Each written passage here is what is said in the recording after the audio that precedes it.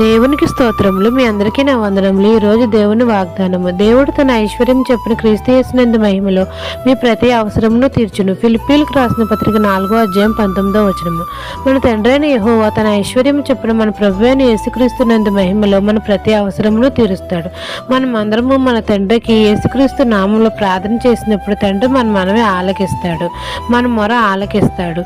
క్రీస్తు యేసునందు మహిమలో మన ప్రతి అవసరమును తీరుస్తాడు. మన ఆర్థిక ఇబ్బందులన్నిటి నుండి విడుదల దయచేస్తాడు. మన కొదువులన్నిటిలో లోట్లను తీరుస్తాడు. మన తండ్రి శ్రీమంతుడు, ఐశ్వర్యవంతుడు, సర్వలోకానికి చక్రవర్తి. ఆయన పిల్లలమైన మనము శ్రీమంతులము, ఐశ్వర్యవంతులుగా ఉండాలని దేవుడు తన ఐశ్వర్యం చెప్పిన క్రీస్తు యేసునందు మహిమలో మన ప్రతి అవసరమును తీర్చి మనలను శ్రీమంతులుగా, ఐశ్వర్యవంతులుగా చేస్తాడు. ఈ దిన వాగ్దానం మీ నా జీవితంలో నెరవేరాలని కోరుకుంటూ దేవుని సువార్త పరిచర్యలో మీ సహోదరి. ఆమెన్.